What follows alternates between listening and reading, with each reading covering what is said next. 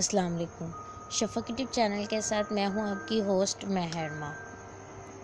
دنیا کے مشہور جاسوس، جنسی جاسوس، پارٹ 26۔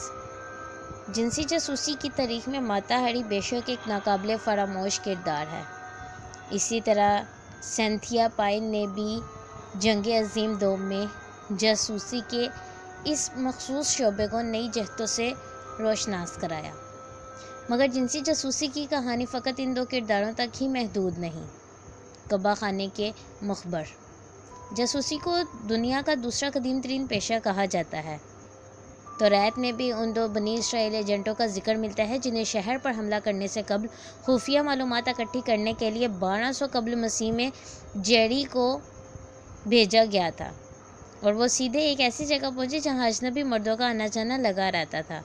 یہ جگہ تھی راہب نامی طوائف کا مکان۔ زمانہ گزر گئے، حکومتیں اپنے خفیہ مقاصد کی تکمیل اور مطلوبہ لوگوں کی زبان کھلوانے کے لیے خوبصورت لڑکیوں کا استعمال کرتی آئی ہیں اور آج بھی کر رہی ہیں، مگر اس زمن میں قبا خانوں کے استعمال کو تاریخ میں شاید کبھی اتنی اہمیت نہ دی گئی ہو جتنی کہ آج سے 1 صدی قبل دی جانے لگی تھی، اور جاسوسی کے اس نئے میدان کو آراستہ کرنے والے کوئی اور نہیں بلکہ جرمن ہیں۔ جنسیت اور پوشیدہ راز کی اصطلاح سب سے پہلے مشہور نازی جاسوس سازو الٹر شیلنبرگ نے متعارف کروائی۔ 1939 میں گسٹاپو کے سربراہ رین ہائڈریک نے اسے خفیہ راز اگلوانے کے لیے خوبصورت چہروں کے استعمال کا حکم دیا۔ زمانہ جنگ کے بالکل قریب اہم خفیہ راز افشا ہونے کے سبب پریشان ہائڈریک اپنے مطلوبہ لوگوں کو شراب اور شباب کے نشے میں دھت کر کے مطلوبہ معلومات اگلوانے کی پالیسی پر عمل درآمد کروانا چاہتا تھا، مگر شیلنبرگ نے اپنی ذاتی قوت بڑھانے کا خواہاں تھا، اور اس نے اپنے اعلیٰ عہدیداران پر برتری حاصل کرنے کی غرض سے ہائڈریک کے خیال کو ایک جامع منصوبے میں تبدیل کرنے کا فیصلہ کیا، اور برلن کے بدنام زمانہ قبا خانوں میں تربیت یافتہ لڑکیاں چھوڑنے کی بجائے ایک مکمل نیٹ ورک تشکیل دیا۔ حالات و واقعات نے اس کا یہ کام مزید آسان بنا دیا۔ مادام کیٹی شمٹرڈ جرمنی کے مشہور ترین قبا خانے کی نائکہ تھی۔ اگرچہ اس کے ہاں نرخ بہت زیادہ تھے، مگر بہت سے بااثر اور متمول لوگ جرمن کی خوبصورت ترین کولگل سے لطف اندوز ہونے کے لیے وہاں آتے تھے، اور کیٹی اس دھندے سے بے تحاشا دولت کما رہی تھی، مگر شیلنبرگ کو بھی معلوم تھا کہ وہ یہ دولت کہاں خرچ کرتی ہے۔ ان دنوں ہٹلر کے عتاب سے تنگ یہودی محافظ راستوں کی تلاش میں تھے، اور کیٹی اپنی تمام دولت برطانوی بینکوں میں جمع کر کے یہودیوں کو فرار ہونے میں مدد فراہم کرتی تھی۔ جب 28 جون 1939 کو اس نے خود بھی برلن سے فرار ہونے کی کوشش کی تو پہلے سے گھات میں بیٹھے گسٹاپو کے ایجنٹوں نے اسے جرمن اور ہالینڈ کی سرحد پر گرفتار کر لیا۔ کیٹی کو اس کے جرائم کی تفصیلات سے آگاہ کیا گیا، اور پھر ان جرائم کی سزا موت بتائی گئی۔ موت سے بچنے کا راستہ صرف ایک ہی تھا، اور وہ تھا شیلنبرگ کی بھیانک اسکیم کا حصہ بننا۔ نازی کارکنوں نے اس کے پورے قبا خانے میں حساس آلات نصب کر دیے۔ تیسری منزل پر واقع 10 کمروں میں ایک لمبی تار کے ساتھ مائکروفون لگائے گئے جن کے ذریعے ان کمروں میں ہونے والی ہر گفتگو کو بآسانی سنا جا سکتا تھا۔ اس کے بعد خفیہ اہلکاروں نے شہر بھر کے نائٹ کلبوں پر چھاپے مارے۔ سینکڑوں طوائفوں کو گرفتار کرنے بعد تفتیش کی غرض سے خفیہ اداروں، نفسیات دانوں اور ڈاکٹرز کے حوالے کر دیا گیا۔ آخرکار مختلف قسم کے ٹیسٹ کروانے کے بعد 90 طوائفوں کی طویل فہرست میں سے صرف 20 کو قابل اعتماد پایا گیا۔ منتخب لڑکیوں کو مسلسل 7 ہفتوں تک مختلف نوعیت کے کورس کروائے گئے، جن میں غیر ملکی زبانوں، عسکری یونیفارم اور سجاوٹ، اور ملک و بیرون ملک کی سیاست و معیشت سے جانکاری کروانے کی تربیت بھی شامل تھی۔ خفیہ راز اگلوانے کے لیے انہیں ریڈیائی انٹرویوز کے ذریعے معصومانہ گفتگو کے اتار چڑھاؤ سے آگاہ کیا گیا، اور آخرکار تیاری مکمل ہو گئی۔ مارچ 1940 میں مادام کٹی کو نئی طرز کے آپریشن سے متعلق تفصیلات فراہم کی گئیں۔ اسے پہلے کی طرح اپنے پرانے گاہکوں اور پرانی لڑکیوں کے ساتھ اپنا دھندا چلانا تھا، لیکن اگر کبھی کبھار کوئی گاہک مخصوص تعارف کرواتے ہوئے کہ میں روتھنبرگ سے آیا ہوں گفتگو کا آغاز کرتا تو کٹی کو اسے ان 20 منتخب حسین چہروں کی تصویروں والا البم دکھانا ہوتا۔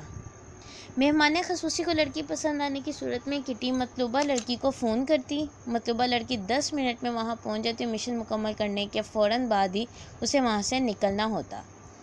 کٹی کو جیسا کہا ہے ویسا ہی کرنے کا حکم دیا گیا اور اسے ان 20 لڑکیوں یا مخصوص گاہکوں کے بارے میں پوچھنے کی کوئی اجازت نہ تھی۔ اس نے ایک ایسے فارم پر بھی دستخط کرنے کا کہا گیا جس کی روح سے تمام کارروائیوں کے متعلق ایک لفظ بھی نکالنے کی سزا موت تھی۔ کچھ ہی دنوں بعد روتھنبرگ سے دیوانوں کی آمد شروع ہو گئی اور جیسے جیسے مختلف کاکٹیل پارٹیوں کے ذریعے ان مخصوص الفاظ اور ان کے بدلے ملنے والے کھڑے مال کا چرچا ہوا تو بہت سے بااثر لوگوں، آرمی جرنیلوں اور برلن میں موجود مختلف سفارت خانوں کے لوگوں نے کٹی کے اڈے کا رخ کیا۔ جلد ہی 20 لڑکیوں کے عاشقوں کی فہرست مطلوبہ لوگوں سے پر ہو گئی اور گسٹاپو کو کٹی کا راشن پانی پورا کرنے کے لیے زیادہ کھانا اور بہترین شراب مہیا کرنا ہوتی۔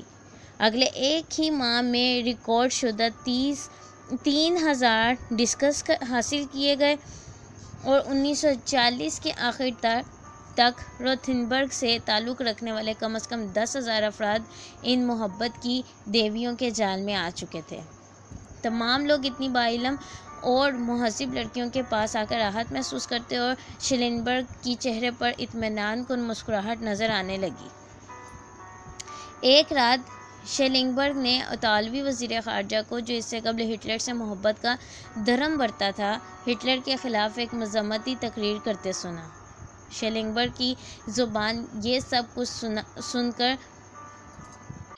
فیورر ہٹلر کا لقب نے اٹلی کے ساتھ اپنے تعلقات پر نظر ثانی کی اور کچھ ہی عرصے بعد دونوں ممالک کے درمیان حیران کن حد تک منفی نوعیت کی تبدیلی نظر آئی۔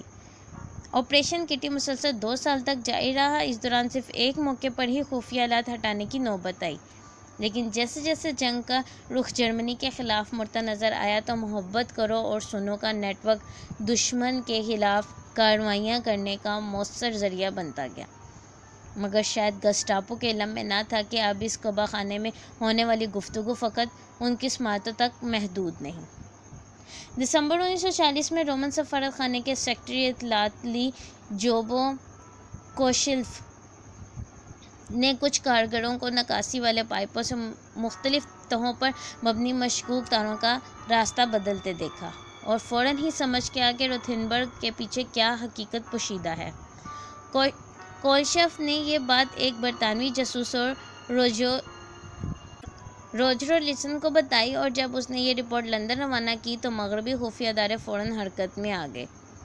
ولسن نے کٹی کے قبہ خانے کے مسلسل دورے شروع کر دیے اور اس دوران وہ کسی کو شک ہوئے بغیر اپنے کان اور آنکھیں کھلی رکھتا اور برطانوی ماہرین نے ایک روز تار میں 3 مزید تاروں کا اضافہ کر دیا۔ جولائی 1942 میں ایک اتحادی طیارے نے کٹی کے قبہ خانے پر بمباری کر دی اور گسٹاپو نے متعلقہ مقام سے حساس تنصیبات ہٹانے کے لیے گلی کے چاروں طرف سپاہی مقرر کر دیے۔ خفیہ تاریں بمباری سے محفوظ ہی تھیں مگر ایک ہی سال میں آپریشن ختم کر دیا گیا۔ کٹی کو ایک مرتبہ پھر اس کے گھر کا کنٹرول سونپ دیا گیا اور 20 جنسی جاسوس حسینائیں بھی اس کے ساتھ کام کرنے پر متفق ہو گئیں۔ کٹی مرتے دم تک اپنے وعدے پر قائم رہی اور 1957 میں 71 یعنی 71 سال کی عمر میں وفات پانے تک اس نے شیلنبرگ کے خفیہ آپریشن کے بارے میں ایک لفظ نہ اگلا۔ 1945 میں اتحادیوں نے شیلنبرگ کو گرفتار کر لیا مگر اس وقت تک 25,000 ریکارڈ شدہ ڈسکیں غائب ہو چکی تھیں۔ انہیں برلن میں واقع گسٹاپو کے مرکزی دفتر سے اس وقت اڑایا گیا جب اتحادی فوج فاتح کی حیثیت سے شہر میں داخل ہوئی۔ پیٹر نورڈن کے علاوہ کسی شخص نے یہ خفیہ ڈسکس نہیں دیکھیں۔ اپنی ایک کتاب میں نورڈن تحریر کرتا ہے کہ 1963 میں یہ ڈسکس مشرقی جرمن کی خفیہ سروس کے تہہ خانے میں منتقل کی گئی تھیں۔ ان ڈسکس میں موجود مواد سے متاثر ہو کر بلا شبہ مشرقی جرمنوں اور KGB نے حساس آلات کی تنصیب کو مزید بہتری دی تھی یا بہتر کیا تھا۔ 1950 کے اوائل میں لائٹ اکوزا-زووا نے فرینکفرٹ کے مرکز میں ایک مساج گھر کھولا۔ جلدی یہ خبر زبان زد عام و خواص ہو گئی کہ مذکورہ مساج گھر میں نہایت خوبصورت اور پرکشش لڑکیاں دیگر خدمات بھی فراہم کرتی ہیں، جس کے بعد معروف کاروباریوں، سفیروں، فوجی افسروں اور سول سروسز اور سیاستدانوں نے ادھر آنا شروع کر دیا۔